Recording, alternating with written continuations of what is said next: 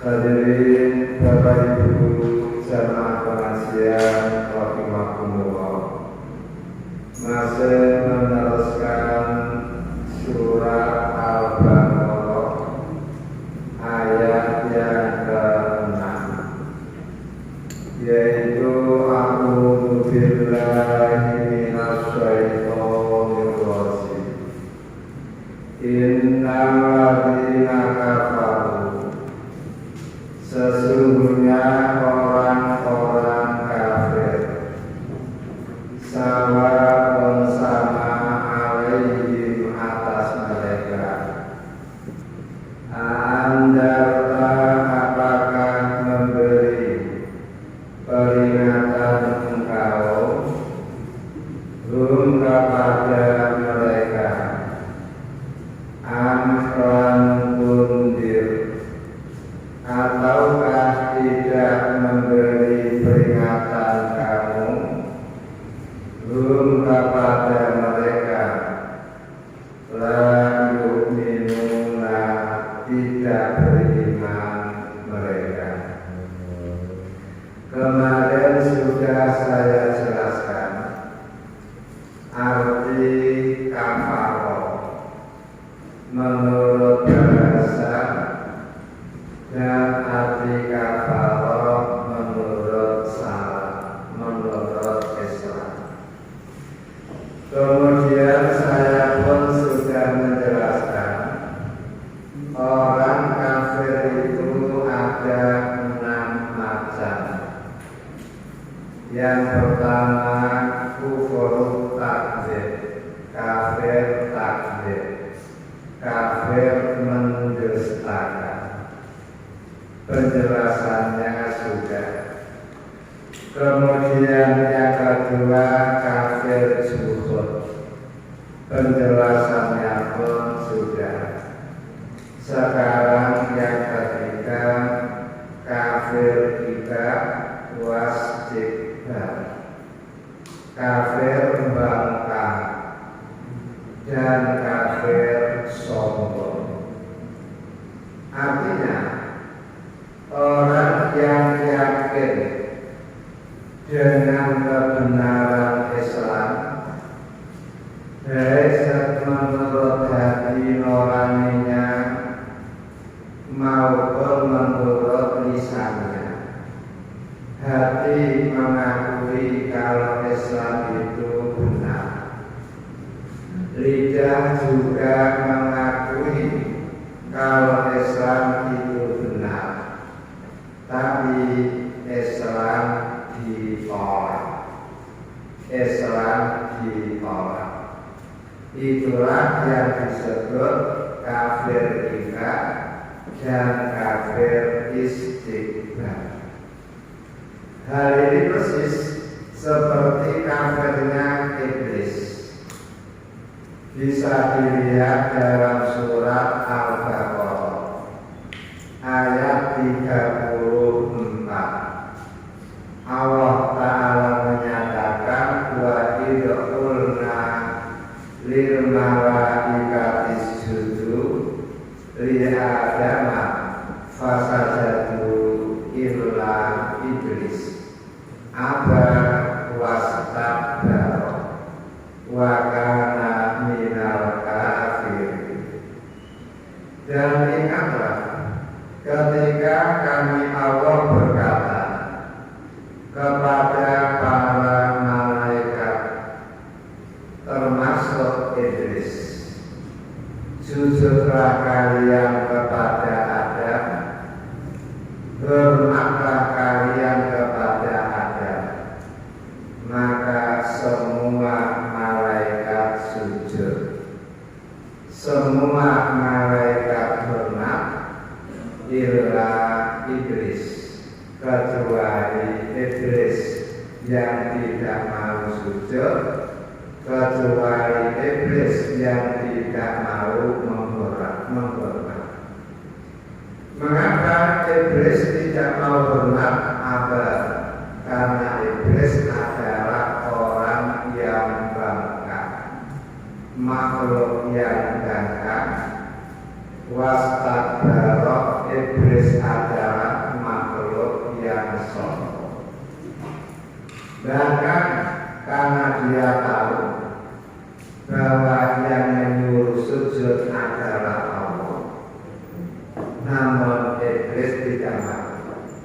walaupun yang menyuruh itu Allah, berarti Allah itu benar adanya. Kemudian iblis beristakbar, menyombongkan diri karena merasa dirinya lebih baik daripada Adam. Mengapa yang baik harus hormat kepada yang kurang baik? Mestinya Adam yang menghormat kepada dirinya. Akhirnya apa? Wakana minal kafirin, adalah iblis dari orang-orang kafir.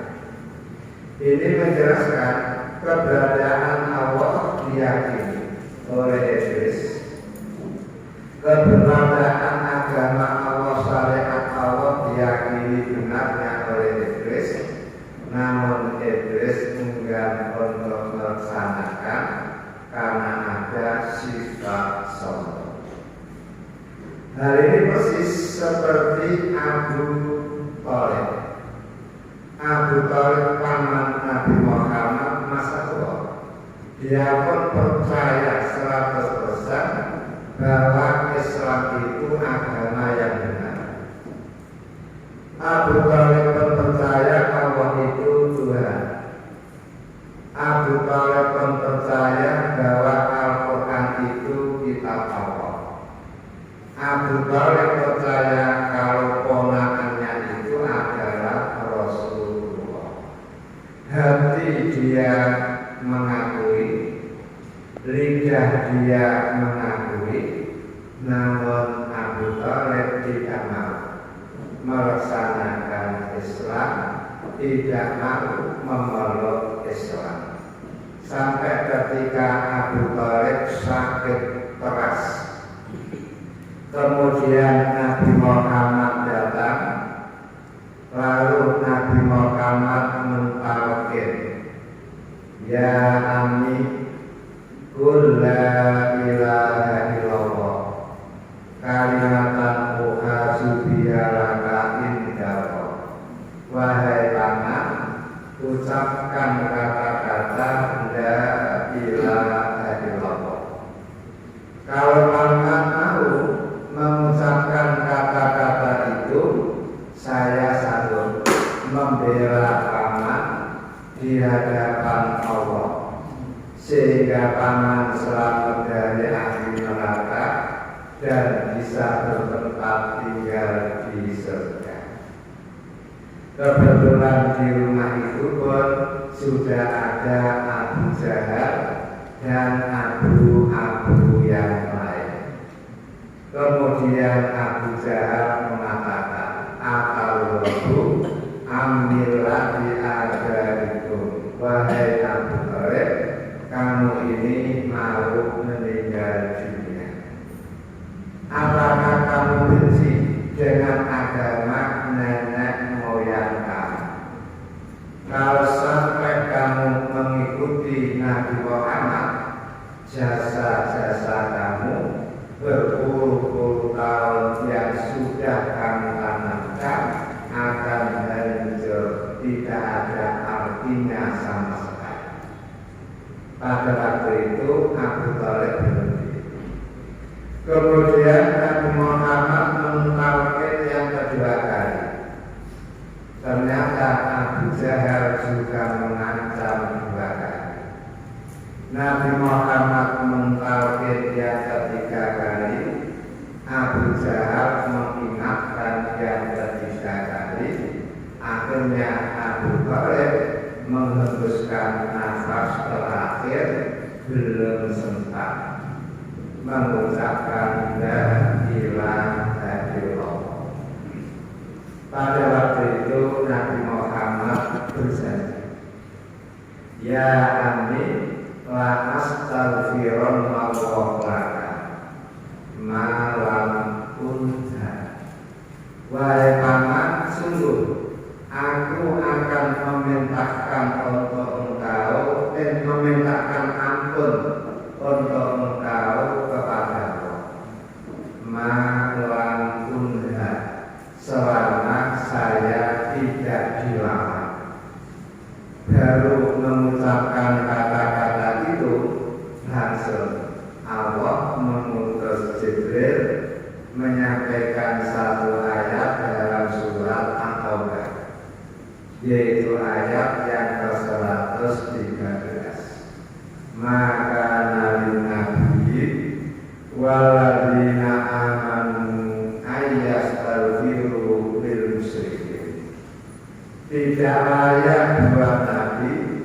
dan orang-orang mukmin, memintakan ampun buat orang-orang kafir walaupun mereka sangat kerabatnya sendiri. Gara-gara ayat itu langsung Nabi Muhammad bertindak jadi memintakan ampun. Inilah bukti berarti Abu Thalib itu betul-betul secara hati meyakini kebenaran Islam, kebenaran Muhammad sebagai Rasul, kebenaran keberadaan Allah sebagai Tuhan. Lidah pun seperti itu, namun karena membangkang dan gengsi menyombongkan diri, akhirnya tidak mau masuk Islam. Inilah yang disebut kafir riba dan istikbar. Kemudian yang keempat, kafir nifak. Kafir nifak artinya apa? Takdzibun bil qalbi, hati nurani tidak percaya adanya Allah, hati nurani tidak percaya kalau Muhammad itu utusan Allah, hati nurani tidak percaya kalau Al-Quran itu kitab Allah, namun dia menampakkan keislamannya dengan lisan dan perbuatan. Lisannya mengaku sebagai orang yang beriman kepada Allah, lisannya mengaku sebagai orang yang beriman kepada Nabi Muhammad, lisannya pun mengaku kebenaran Al-Quran, perilakunya pun seperti perilaku orang Islam. Sehingga orang Islam sholat, mereka pun ikut sholat.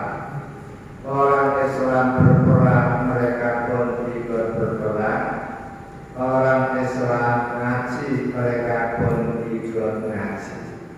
Namun hanya lisannya yang berislam, perilakunya yang berislam, hati nuraninya tidak. Hati nuraninya tidak. Itulah yang disebut kafir nifak. Hal ini seperti yang digambarkan oleh Allah dalam surat An-Nisa ayat 142. Innal munafiqina yukhadi'una Allah. Sesungguhnya orang-orang munafik menipu kepada Allah. Wa huwa qadi'un, dan Allah membalas tipuan-tipuan mereka. Mengapa mereka menipu Allah? Ya, dianggapnya Allah itu tidak tahu isi hati, sehingga mereka waktunya sholat ikut sholat, waktunya ngaji ikut ngaji, sehingga dianggapnya Allah keceleran, menilai dirinya, dianggap sebagai mukmin sejati, padahal hatinya tidak. Wa idza qamu ila sholat qamu kusala. Ciri orang kafir nifak, apabila mereka berdiri untuk melakukan sholat, mereka berdiri dengan keadaan malas. Lebih malas lagi kalau sholat isya dan sholat subuh, itu malah membuat orang munafik betul-betul mau puas. Gak sholat khawatir konangan kekufurannya, mau sholat kok kabutnya luar biasa. Kemudian orang munafik itu punya ciri, kalau setiap berbuat baik selalu teriak, tidak pernah diraih tangan. Maklum, mereka bukan orang Islam, hanya orang yang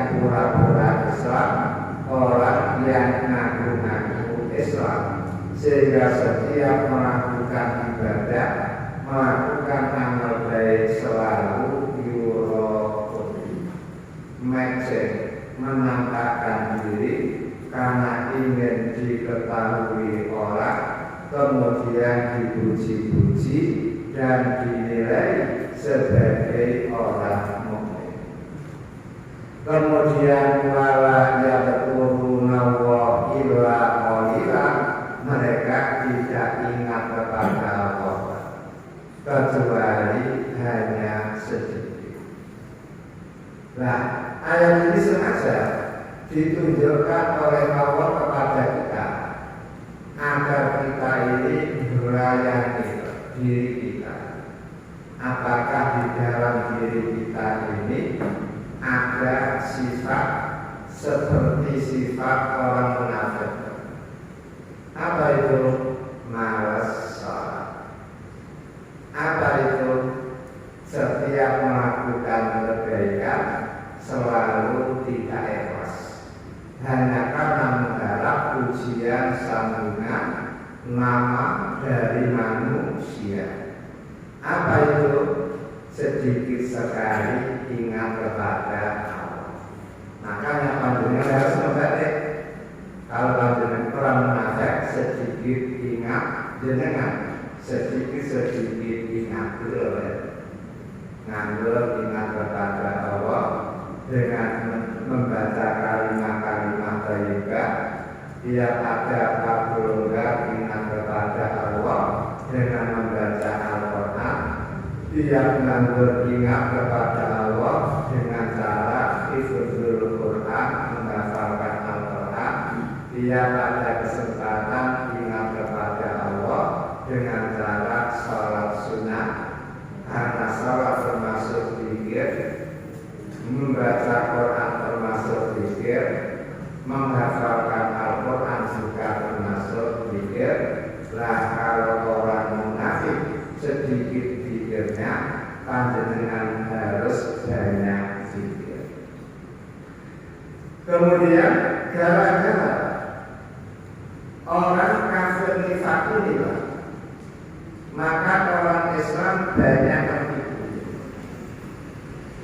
Karena tak tertipu, tiap saat mereka kumpul dengan kita, tiap saat mereka pun ikut beraktivitas seperti kita, namun mereka pada hakikatnya adalah orang kafir.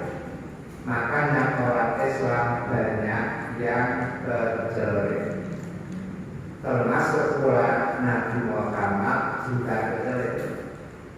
Ketika Abdullah bin Ubay bin Salul meninggal dunia, lalu anaknya datang kepada Nabi, ayahnya meninggal dunia di Rombi, datanglah ke tempat kami, kemudian sholati ayah kami. Nabi Muhammad mengiyakan. Kenapa? Anaknya Abdullah sholih, orang Islam sejati, sahabat Nabi yang luar biasa. Kemudian bapaknya berjudul, namun sholatnya tetap sholat, perang yang ikut perang gitu. Makanya ketika Nabi Muhammad diundang untuk mensolati, Nabi Muhammad pun datang untuk mensolat. Lah ketika semua orang sudah kumpul, Nabi Muhammad tampil berdekat, lalu umat protes, di orang semacam itu kok disolati, orang semacam itu kok disolati. Nah kok Nabi Muhammad menjawab, wahai umat, aku kan diberi tawaran oleh Allah. Engkau memintakan ampun dia, atau tidak engkau mintakan ampun. Seandainya engkau memintakan ampun untuk dia sebagai nama Allah,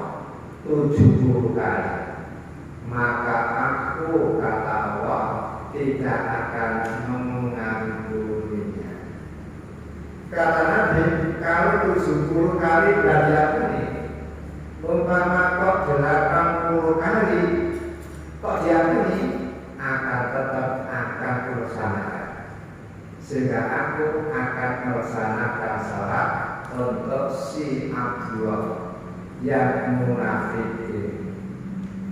Lah gara-gara ucapan Nabi Muhammad itu yang agak berbeda dengan pendapat Umar bin Khattab, langsung turunlah malaikat Jibril menyampaikan satu ayat dalam surat At-Taubah, surat yang ke-9 ayat ke-84. Wala usolli ala ahadin minhum mata abada wala takum ala qabri innahum kafaru billah wa rasulihi wa matu wa hum fasiqun. Artinya, wahai Nabi Muhammad, janganlah kamu mensolati seorang pun dari mereka yang mati abadan selamanya. Jadi orang-orang munafik yang meninggal dunia jangan kamu sholat. Wala takum ala qabri, dan janganlah kamu berdiri di atas kuburnya untuk memintakan ampun. Mengapa jangan? Innahum kafaru billah wa rasulih, karena mereka itu adalah orang yang kufur kepada Allah, kufur kepada Rasul Allah. Padahal mereka salah, dia ngaji, dia ikut orang bersama Nabi, namun mereka adalah kafaru billah, kufur kepada Allah, wa rasulihi, dan kufur kepada Rasul Allah, wa matu wa hum fasiqun, dan mereka mati dalam keadaan fasik. Apa fasik itu? Dia keluar dari ilmunya. Dia tahu kalau beriman kepada Allah hukumnya wajib, namun dia tidak mau. Dia ngerti sholat 5 kali hukumnya wajib, dia tidak mau melakukan. Dia tahu kalau orang ibadah harus ikhlas, tapi dia tidak begitu. Pokoknya keluarlah dari ketaatan. Gara-gara itu akhirnya Nabi Muhammad mundur dan tidak jadi mensolati. Kayak sholat ikut, ngaji ikut, bahkan orang pun ikut, ternyata bukan orang mukmin, namun orang kafir. Inilah yang disebut kafir nifaq. Kemudian yang kelima, kafir ikrah. Kafir ikrahun, berpaling, yaitu tidak mendustakan Islam. Islam tidak didustakan, tapi kemudian mempelajarinya. Jadi tidak mengingkari keberadaan Allah, tidak mengingkari kerasulannya Muhammad, tidak mengingkari kebenaran Al-Quran, namun mereka tidak mau mempelajari Al-Quran, sehingga coba terhadap Islam. Tapi pernyataannya dia mau Islam, KTP-nya pun Islam, sehingga orang Jakarta bilang besok pada hari kiamat KTP-nya masuk surga, karena yang Islam adalah KTP. Zaman dulu sudah ada orang Badui datang menghadap Nabi Abu Yahya. Dia mengatakan, "Ya Muhammad, la usop dibuka, wala ukal dibuka. Aku tidak mempercayai kamu, namun juga tidak mendustakan kamu. Berarti apa? Kita bertanya, aduh tak aduh terhadap Allah, aduh tak aduh terhadap Nabi Muhammad, aduh tak aduh terhadap Islam. Orang semacam ini bahaya. Di dalam surat Toha, surat yang ke-20, ayat yang ke-124, 125 dijelaskan, man a'radha an dzikri fa inna lahu ma'isatan dhanka wa nahsuruhu yaumal qiyamati a'ma qala rabbi lima hasartani a'ma wa qad kuntu basira. Artinya, siapa yang berpaling dari dzikri, peringatanku, dari Al-Quranku, jadi Al-Quran disebut dzikrun, inna nahnu nazzalna dzikra. Makanya kalau panjenengan kok membaca Al-Quran itu namanya dzikir. Kalau buat guru dzikron kasiro, maka yang paling enak dzikir yang banyak adalah membaca Quran. Coba kalau panjenengan baca la ilaha illallah bisa betul, baca subhanallah bisa betul. Coba al-nasi sekali duduk kadang-kadang bisa 5 juz, kadang-kadang 7 juz. Bahkan Imam Syafi'i satu siang kok bisa menghatamkan 1 kali, malam kok bisa menghatamkan 1 kali. Itu khusus lah di bulan Ramadan. Kalau di luar bulan Ramadan jangan. Paling cepat khatmul Quran itu 3 hari 3 malam. Berarti sehari semalam paling cepat 10 juz, kemudian hari kedua 10 juz, hari ketiga 10 juz, sehingga 3 hari akan sekali. Pertanyaan saya, pernahkah panjenengan mencoba 3 hari akan sekali? Belum. Kapan? Kalau saya dengar sudah ada kan? Ya sudah. Kalau belum pernah, kapan pernahnya? Bukankah ada seorang tabi'in namanya Abu Sa'id? Dia itu pernah masuk ke dalam Ka'bah, kemudian sholat hanya 1 rakaat, itu bisa menghatamkan Quran tanpa luar biasa. Maka jangan harus mempunyai itulah istilahnya amalan yang sangat membanggakan, seperti Panglima ABRI dulu, Yusuf ya. Ketika jadi Panglima ABRI, dia itu mesti tiap 6 hari menghatamkan Quran, tiap 6 hari menghatamkan Al-Quran. Apa rahasianya? Orang itu kalau masih mau ngaji Al-Quran, tidak akan murtad dari Islam. Tidak akan pernah murtad dari Islam. Nah sekarang kembali kepada ayat, man a'radha an dzikri, siapa yang berpaling dari Al-Quranku, dari peringatan-peringatanku, dari syariatku, dari ajaranku, dari Islam, fa inna lahu ma'isatan dhanka, maka dia akan memperoleh kehidupan yang sempit. Dia akan memperoleh kehidupan yang sempit. Mungkin dengan mata lah kenyataannya orang-orang kafir kan banyak yang suge-suge dulu. Apakah kesempitan hidup itu karena fakir? Tak tentu. Berapa banyak orang yang hidupnya pas-pasan, namun hatinya lapang, menghadapi dunia dengan tenang. Berapa banyak orang yang gajinya besar Pak, namun sedih, menderita, nggak bisa senyum. Mengapa?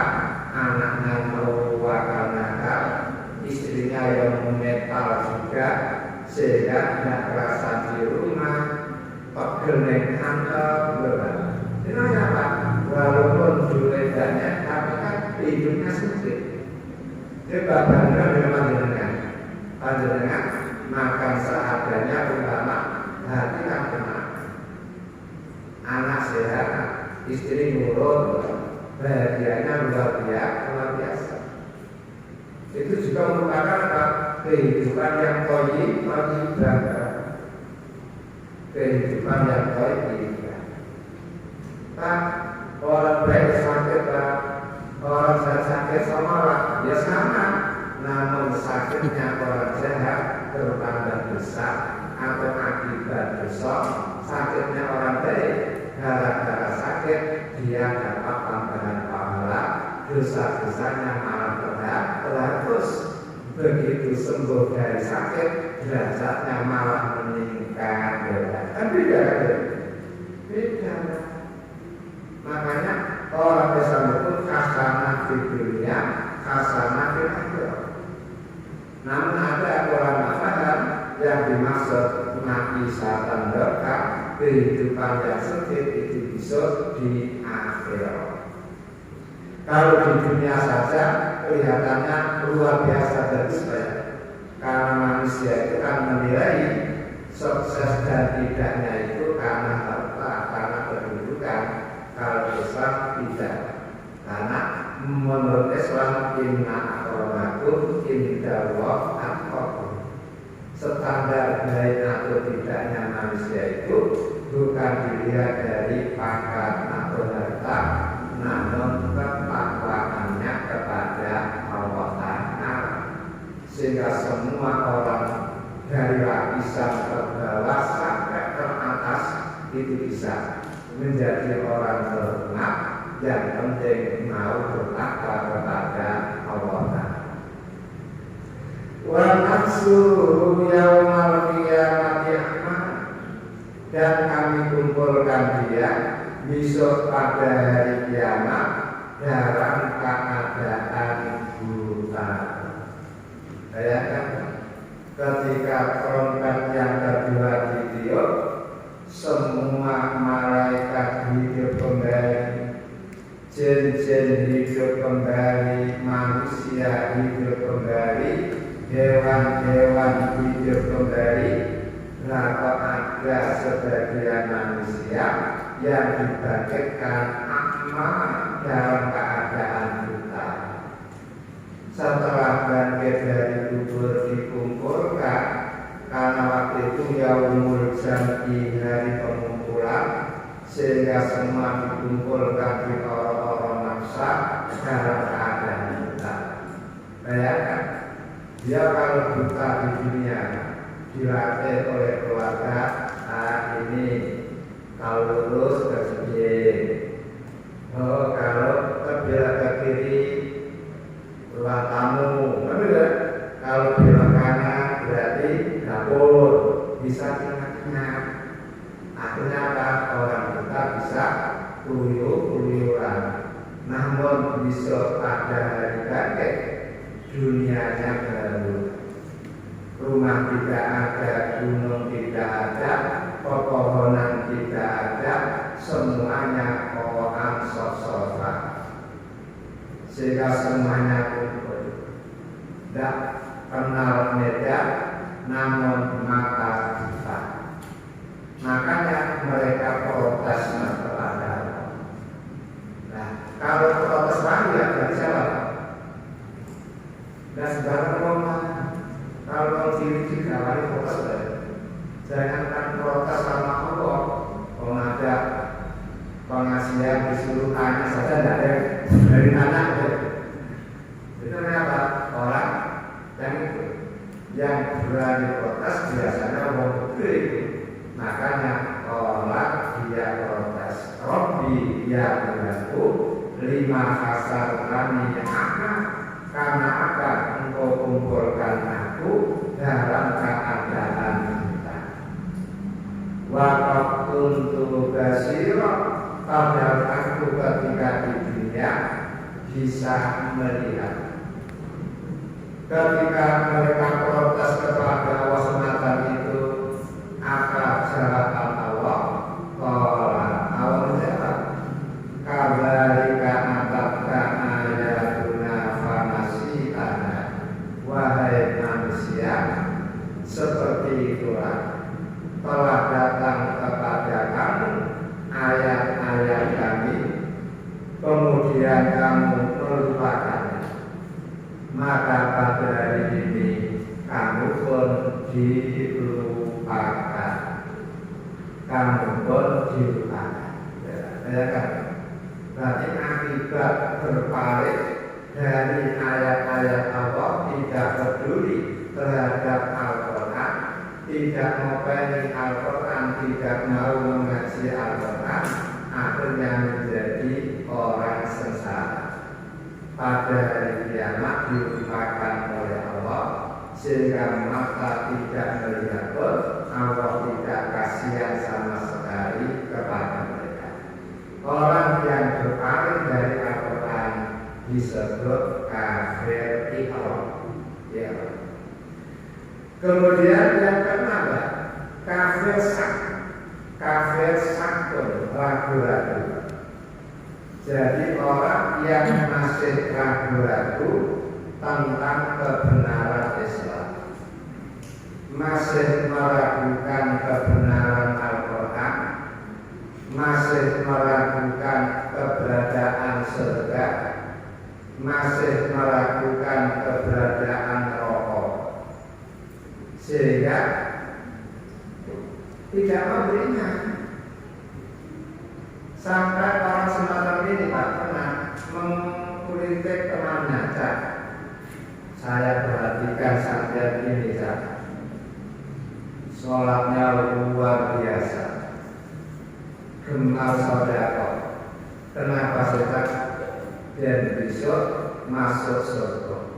Kata dia, bagaimana kalau surga tidak ada? Bagaimana kalau surga tidak ada? Ya apa? Kalau seandainya surga akan apa? Saya akan sudah berbuat baik, saya sedekah menyenangkan orang, berarti sudah baik kan?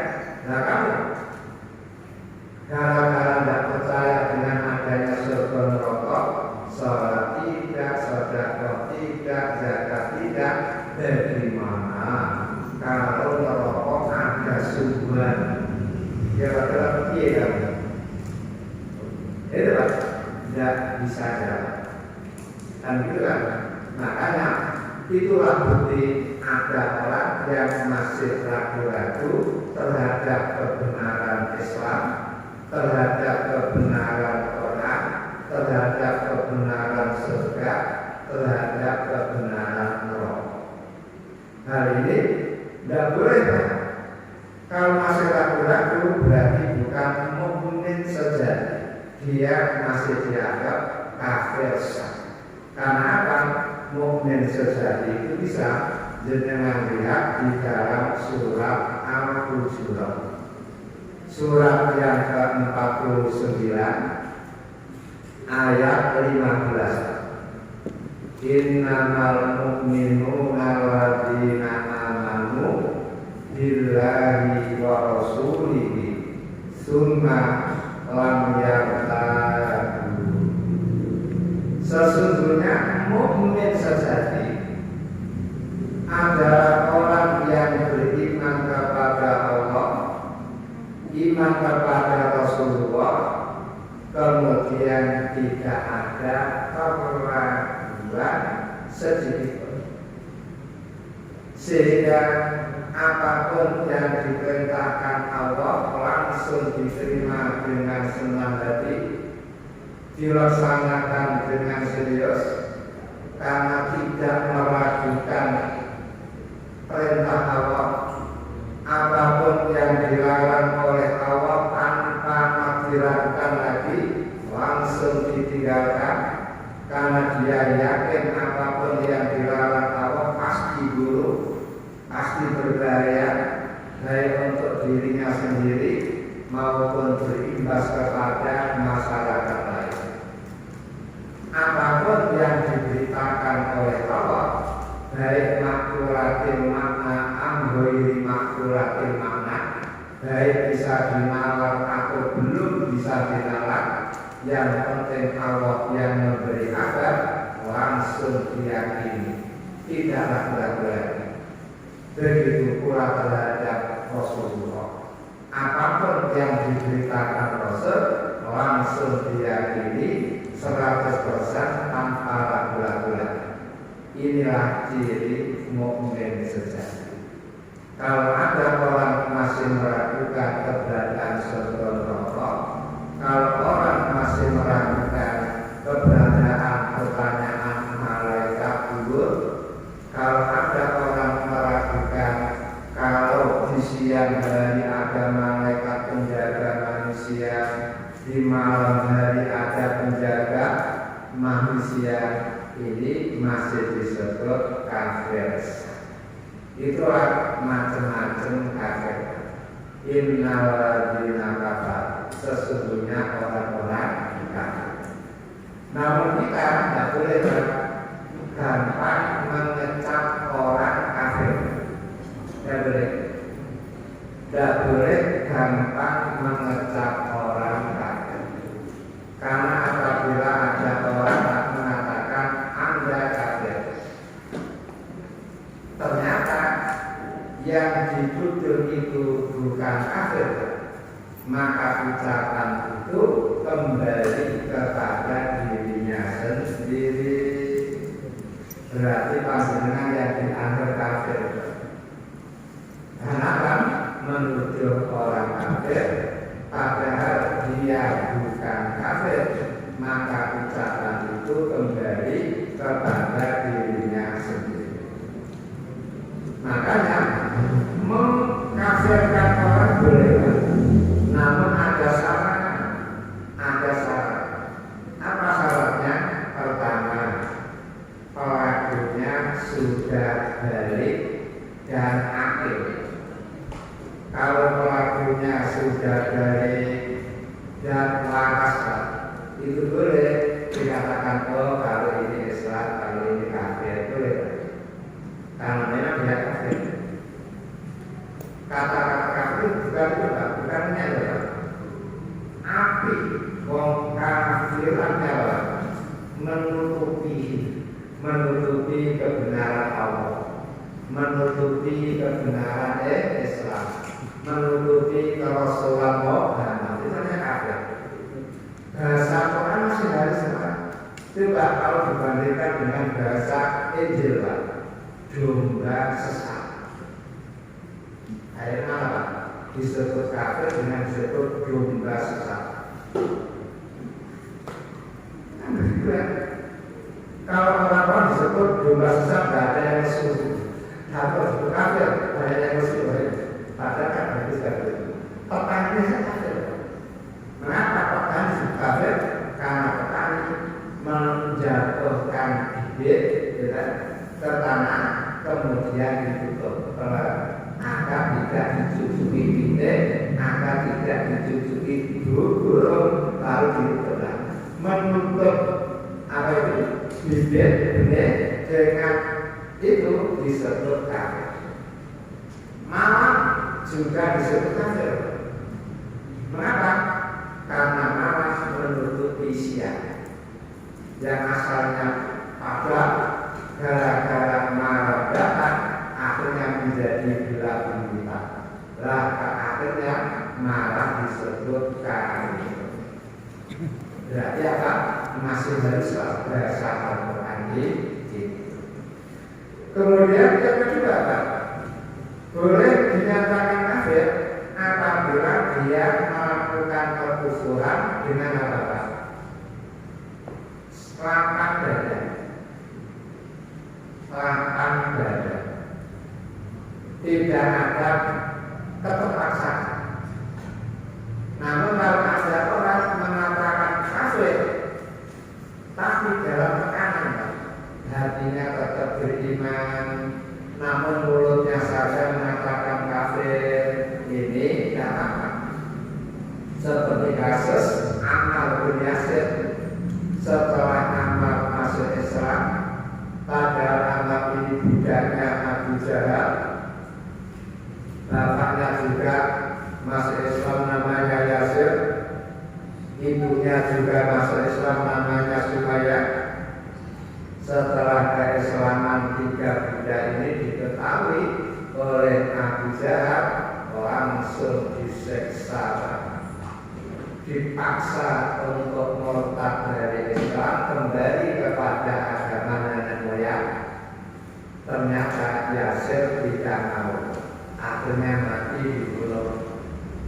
Sumayyah pun tidak mau, akhirnya kemaluannya ditombak, tembus dari depan, tembus belakang, dan akhirnya mati. Pas mati, tombak itu masih kantel di tubuh. Lah beda dengan Ammar, karena Ammar tidak tahan pukul.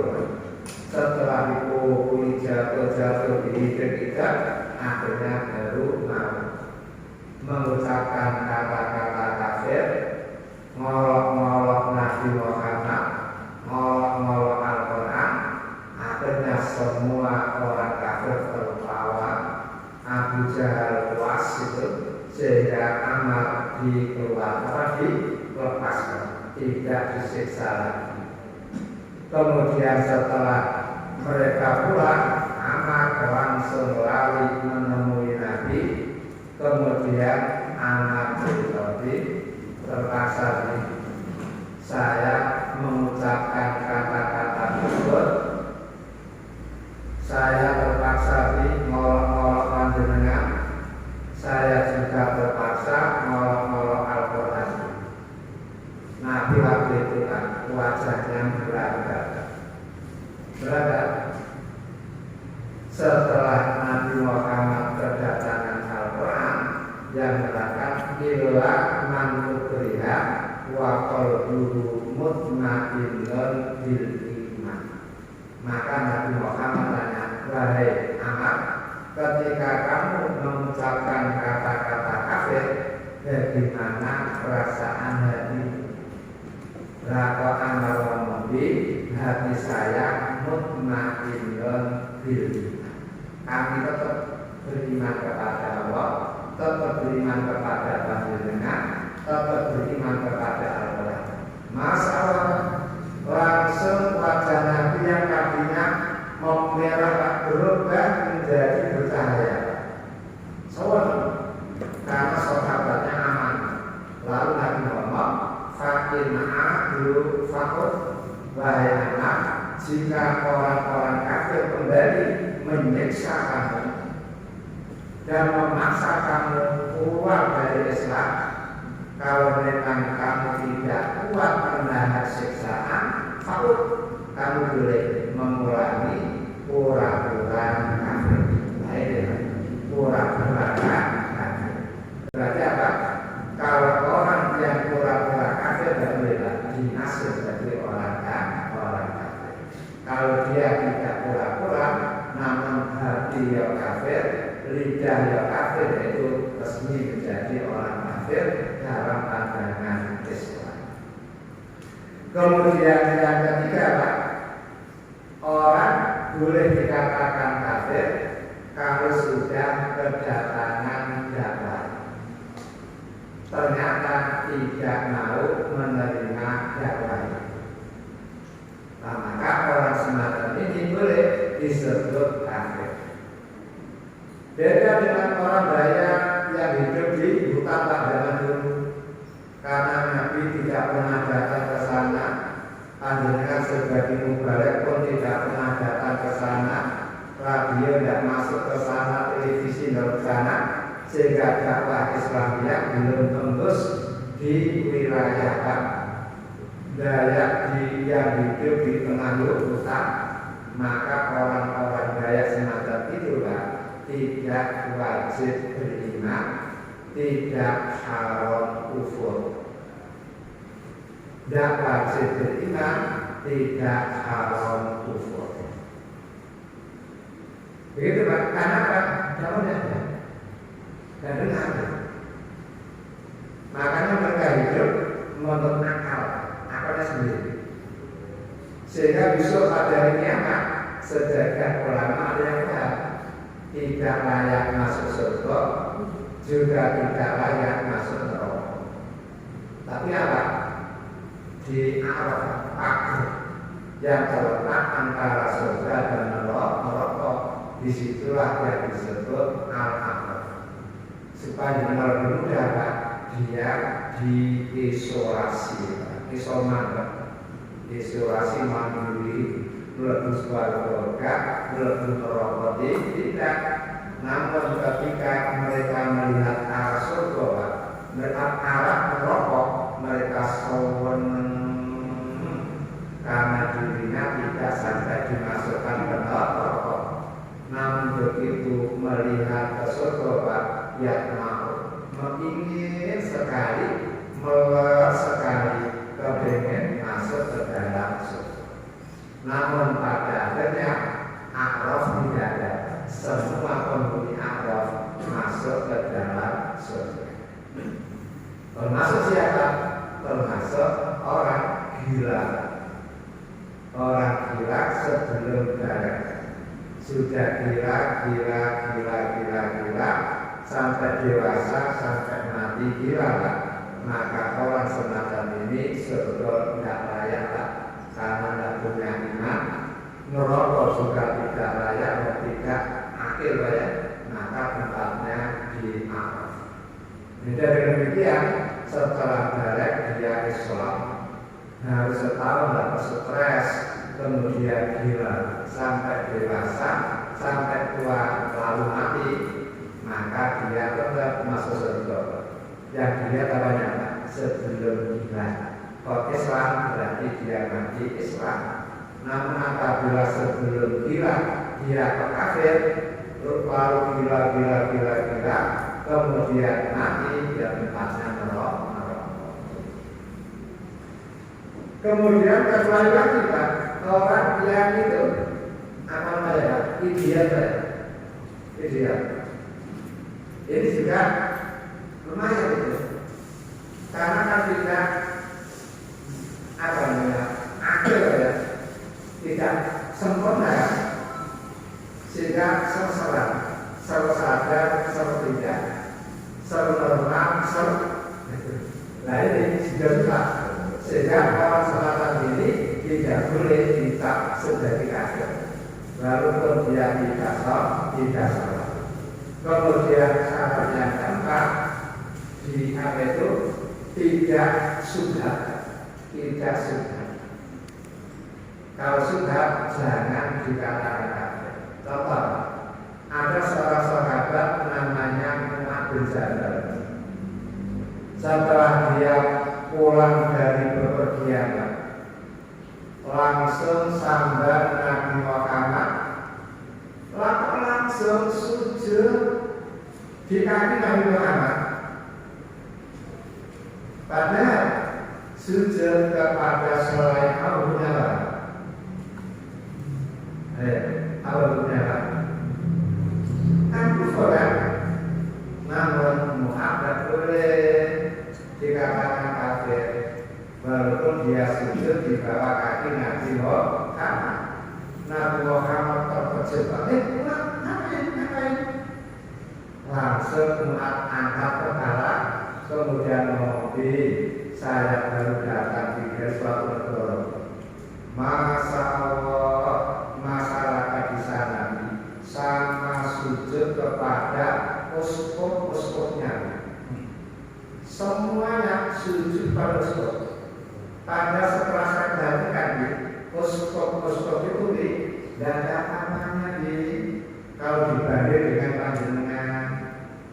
Mereka sujud bersama mereka sama uskup. Makanya aku sujud panjenengan karena Nabi seandainya aku boleh menyuruh seseorang untuk sujud kepada orang lain, pasti aku akan menyuruh orang perempuan sujud kepada suami. Karena apa? beratnya tanggung jawab orang laki-laki terhadap si istri. Beratnya tanggung jawab suami terhadap istri orang. Kalau jenengan tahu istri panjenengan campur dengan teman, ngerasani panjenengan kok saja, bisa pada kiamat jenengan pun akan dimintai bertanggung jawab. Ketika panjenengan tahu istri panjenengan terbuka rambutnya di hadapan laki-laki lain, disebut panjenengan akan dimintai bertanggung jawab. Bukan berarti orang itu. Makanya umpama bisa enak jadi wong itu.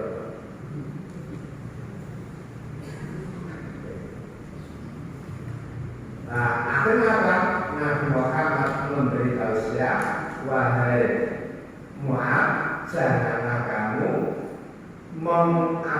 mengkultuskan nabi-nabi kamu seperti orang-orang Yahudi mengkultuskan nabi-nabi mereka. Cukup akrimuhu, muliakan sajalah nabi kamu, jangan dikultuskan, jangan dipertuhan, namun muliakan saja. Jangankan kepada nabi kita tidak wajib memuliakan, dengan orang tua pun kita wajib memuliakan, dengan orang lain pun wajib memuliakan, sampai dengan anak-anak kecil pun kita tetap diperintah oleh Islam untuk memuliakan. Itulah yang harus dihati-hati sehingga kita tidak boleh gampang-gampang mengkafirkan orang. Sekarang lanjut. Setelah panjenengan tahu, innal ladzina kafaru, sesungguhnya orang-orang kafir, sekarang saya lakukan salamun alaihim, sama saja atas mereka. Sama apanya? A'andartahum, apakah kamu beri peringatan mereka? Lam tundirhum, atau tidak kamu beri peringatan mereka? La yu'minun, mereka tidak akan beriman. Apakah ayat ini tidak mematikan dakwah Nabi? Enggak. Seperti kayak kita sebagai orang Islam tidak boleh berdakwah mendakwai orang-orang kafir. Karena apa? Ayat ini menjelaskan orang kafir itu didakwai atau tidak, mereka tetap la yu'minun. Ternyata yang dimaksud la yu'minun, orang-orang kafir tidak akan mau beriman walaupun sudah didakwai berpuluh-puluh tahun. Ulama-ulama kita orang kafir yang model inilah adalah orang kafir yang telah ditentukan oleh Allah di Lauhul Mahfuz. Berarti ada orang kafir itu model dua. Ada orang kafir yang tidak tembus dakwah, didakwai sampai butir itu tidak mampu. Seperti orang kafir pada zaman Nabi Nuh. Nabi Nuh berapa tahun? Banyak. Sebelum Tufan saja Nabi Nuh berdakwah itu sudah 900 tahun. Karena umur 50 tahun diangkat jadi Nabi kan. Kemudian hidup bersama mereka 1000 tahun ila khamsina, kecuali 50-nya pas 950. Ternyata yang beriman hanya 80, yang lain akhir. Akhirnya apa? Disikat oleh banjir total. Itu namanya apa? Orang kafir yang tidak tembus dakwah. Itu namanya orang kafir yang telah ditentukan oleh Allah di Lauhul Mahfuz. Mungkin lama tak berarti takdirmu belum. Kalau Allah menentukan tidak bisa dirubah. Tidak. Karena ada ayat mengatakan falamma zalu azabah quluban, ketika mereka bengkok maka Allah membengkokkan hati mereka. Berdapat weteng tresno jalan sapa mulino kan. Berarti bukan salah Allah. Mereka semuanya diberi kebebasan untuk memilih. Ternyata dia suka yang jelek. Nah, karena suka yang jelek kenapa? Karena yang jelek itu dikerjakan terus-menerus, akhirnya menjadi kebiasaan, sehingga falamma zalu azabah quluban. Makanya di dalam Al-Quran surat Yunus, surat yang ke-10 ayat yang ke-96, Allah mengatakan innal ladzina haqqat 'alaihim kalimatu rabbika la yu'minun. Sesungguhnya orang-orang yang telah pasti atas mereka kalimat Tuhan kau, mereka tidak akan bisa terima. Walau ja'atuhum kullu ayat, walaupun telah datang kepada mereka setiap ayat, hatta yarawul adzabal alim, hingga mereka melihat siksaan yang sangat pedih. Setelah melihat siksaan baru beriman. Ayatnya berarti ada kan orang yang dicap oleh Allah semacam itu, namun ngecapnya Allah setelah dilihat perilaku mereka, sehingga Allah itu tinggal meneruskan kebiasaan mereka. Kalau orang membiasakan diri berbuat baik, dia akan disemangati oleh Allah menjadi orang baik. Namun kalau ada orang kok cenderung kepada keburukan, dia dibiarkan oleh Allah, sehingga menjadi orang yang betul-betul jahat. Namun orang kafir ada yang masih bisa tembus jalan, sehingga dakwah tetap harus berusaha. Sehingga di dalam Al-Quran dijelaskan fa innama 'alaikal balagh wa 'alainal hisab. Surat Al-Ra'd, surat yang ke-13 ayat 40. Wahai Nabi Muhammad, kewajiban kamu adalah al-balagh, menyampaikan ajaran Allah, menyampaikan Al-Quran. Mau tidak mau terserah mereka. Yang penting kamu berdakwah, yang penting kamu sudah bertabligh. Urusan diterima atau tidak itu biarkan urusan mereka. Yang jelas wa alaina hisabu, kewajiban kamilah yang akan menghisab.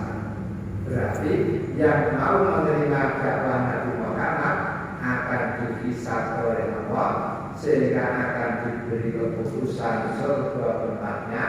Maka orang yang tidak mau menerima dakwah Nabi, ya sudah, akan dihisab pula oleh Allah, kemudian keputusannya jelas neraka. Karena yaumal fasli, hari keputusan itu hanya dua, salah satu dari dua. Kalau tidak surga ya neraka, kalau tidak neraka ya surga. Itulah yang harus itu direnungkan, sehingga panjenengan tetap wajib melanjutkan dakwah Nabi Muhammad dengan penuh keyakinan innaka la tahdi man ahbabta walakin Allah yahdi man yasha. Sesungguhnya kamu wahai Muhammad dan penerus-penerus Nabi Muhammad tidak akan bisa memberi hidayah kepada orang yang engkau cintai, akan tetapi Allah yang akan memberi hidayah kepada orang yang dikehendaki. hidayah di sini Pak adalah hidayah taufik, bukan hidayah irsyad. Kalau hidayah irsyad, Nabi bisa, Ustadz bisa, guru bisa, orang tua bisa. Karena sekedar apa? Menunjukkan salat wajib, puasa wajib. Kalau dikerjakan pahalanya seperti ini, kalau ditinggalkan ancamannya seperti itu, namanya apa? Hidayah irsyad. Namun kalau tidak ada taufik, walaupun dia kira tidak akan bisa mengamalkan. Nah, mengamalkan hidayah itulah namanya apa? Hidayah taufik. Makanya orang Islam harus selalu mohon hidayah taufik kepada Allah, sehingga setelah dapat hidayah irsyad langsung dipraktekkan, langsung diamalkan. Hadirin yang berbahagia sekalian, mohon maaf, nanti kita pilih dengan doa kafaratul majlis. Subhanallah.